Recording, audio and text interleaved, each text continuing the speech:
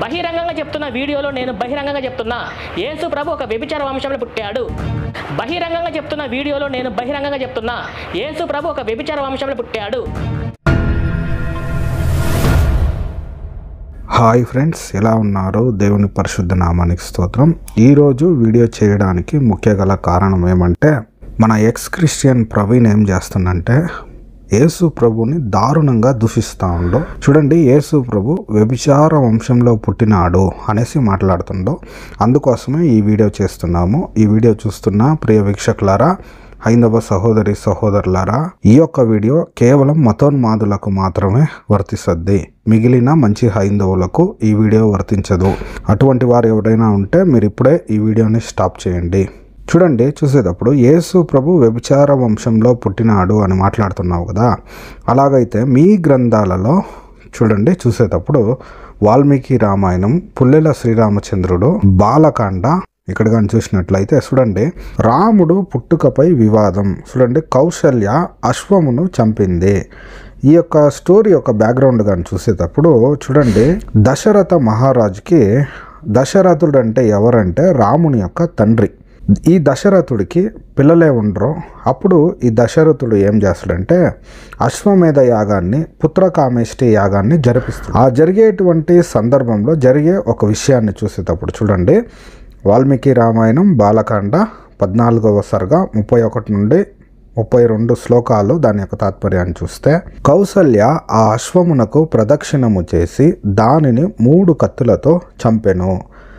ధర్మశ్రద్ధావతియగు కౌసల్య స్థిరమైన చిత్తముతో ఒక రాత్రి ఆ అశ్వము సమీపమున శాస్త్రోక్త రీతిగా నివసించెను. చూడండి, ఇక్కడ చూసేటప్పుడు ఈ కౌసల్య ఏం చేస్తూ ఉందంటే, రాముని యొక్క తల్లి ఆ ఒక అశ్వమేధ యాగంలో జరిగించినటువంటి ఆ అశ్వముని ఏం చేసిందంటే కత్తులతో దాన్ని పొడిచి చంపింది. తర్వాత చూసేటప్పుడు దాని జతలో ఒక రాత్రి అంతా పండుకున్నదంట. చూడండి, ఇంకా కొన్ని గ్రంథాలలో కానీ చూస్తే దానితో కలిసి రాత్రంతా నివసించింది అని కానీ రాసుకొని ఉన్నారు. మరి కొన్ని గ్రంథాలలో ఇంకా దారుణంగా ఉంది. రాముడు పుట్టుక కోసము అశ్వమేధ యాగాన్ని జరిగించేటప్పుడు జరిగేటువంటి ఒక సన్నివేశంలో ఇక్కడ మీరు కానీ గమనించినట్లయితే, కౌసల్య అశ్వమేధ యాగంలో గుర్రంని చంపింది. ఇక్కడ ప్రాణహాని చేయడం పాపం కాదా? ఒకసారి ఆలోచించండి. అంటే అనేక మంది మతోన్మాదులు ఇప్పుడు వచ్చి మాట్లాడుతూ ఉండరు, ప్రాణిహింస మహాపాపం అంటా ఉండరు, ఒక ప్రాణాన్ని తీయకూడదు అనేసి ఒక పశువు గురించే మాట్లాడుతూ ఉన్నారు. అంటే ఈ గుర్రాలన్నీ పశువులు కాదా? వాటి ప్రాణం వేరు, మీరు చెప్పేటువంటి పశువు ప్రాణం వేరా? ఒకసారి ఆలోచించండి. అంటే గుర్రంని కావాల్సి ఉంటే చంపవచ్చు, మిగిలిన ప్రాణుల్ని, మిగిలిన పశువులను చంపకూడదా? తర్వాత చూసేటప్పుడు చూడండి, భూతము ఇచ్చిన పాయాసం వలన రాముడు పుట్టినాడా? చూడండి, నేను చెప్పేది కాదు, వాల్మీకి రామాయణం బాలకాండ 16వ సర్గ 18 నుండి 24 శ్లోకాలు ఇక్కడ కానీ గమనించినట్లయితే, ఆ ప్రజాపత్య పురుషుడు ఇట్లు ప్రత్యుత్తరం ఇచ్చెను, రాజా, నీవు దేవతలను అర్చించినందుకు ఫలితముగా నేడు ఇది మీకు లభించినది. ఈ పాయాసము దేవతలు నిర్మించినది. ఇది సంతానమును ఇచ్చును, ధనమును ఇచ్చును, ఆరోగ్యమును పెంచును. దీనిని తీసుకొనుము. ఈ పాయాసమును నీ భార్యలలో తగిన వారికి ఇచ్చి తినుమని చెప్పుము.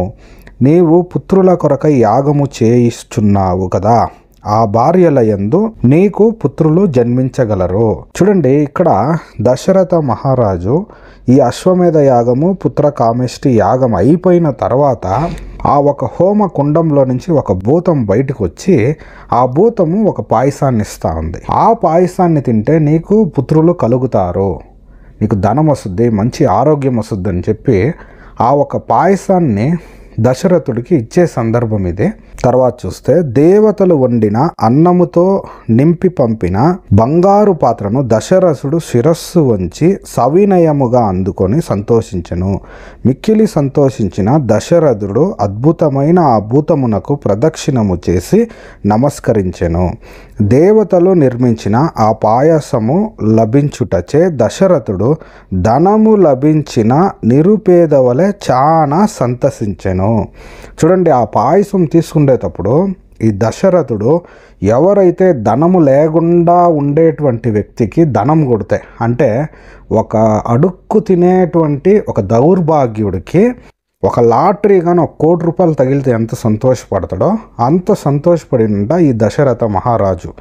తర్వాత ఆ పాయసాన్ని తీసుకొని తన యొక్క భార్యలకు ఇస్తాడు. 24వ ఒక శ్లోకం తాత్పర్యాన్ని చూస్తే, అద్భుతమైన ఆకారముతో పరమ తేజోవంతుడగు ఆభూతము ఆ పని చేసి అచటనే అంతర్ధానము చెందెను. చూడండి, ఇక్కడ రాయబడినటువంటి ముఖ్యమైన విషయం ఏంటంటే, ఒక భూతం వచ్చి పాయసాన్ని ఇస్తుంది. ఆ పాయసాన్ని తీసుకొని పోయి దశరథ మహారాజు వాళ్ళ యొక్క భార్యలకు ఇస్తూ ఉండు.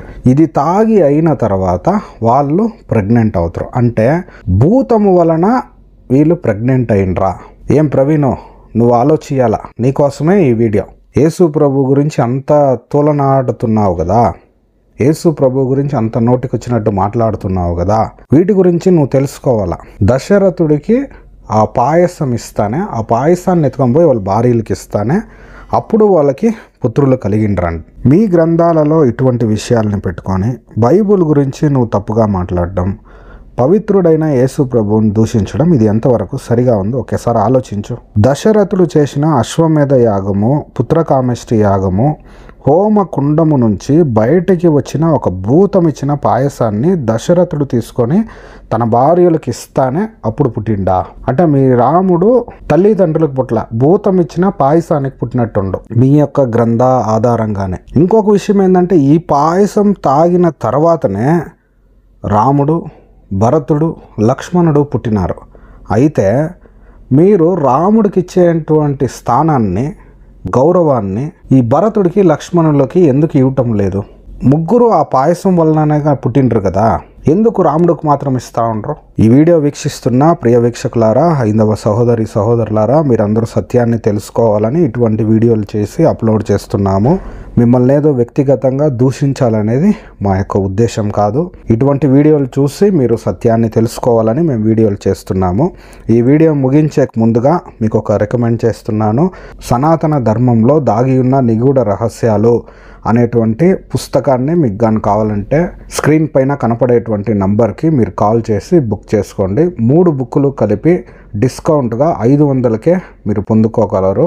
విత్ పోస్టల్ ఛార్జెస్, అంటే మీ ఇంటికి వచ్చేంత వరకు కొరియర్ ఛార్జ్తో కలిపి 500కే 3 పుస్తకాలు వస్తాయి. మీరు కావాల్సి ఉంటే తీసుకొని మీరు ఎవరికైనా గిఫ్ట్ కావాల్సిన చేయవచ్చు. చూడండి, ఈ గ్రంథాలను కానీ తీసుకుంటే మీరు అనేక సత్యాలని మీరు తెలుసుకోవచ్చు. ఈ వీడియో గురించి మీ యొక్క అభిప్రాయాన్ని మాకు తెలపాలంటే కమెంట్ ద్వారా తెలపండి. ఇటువంటి మరెన్నో వీడియోలు చూడాలంటే మా ఛానల్ని సబ్స్క్రైబ్ చేసుకోండి. దేవుడు మిమ్మల్ని ఎక్కువగా కాపాడునుగాక. ఆమేన్.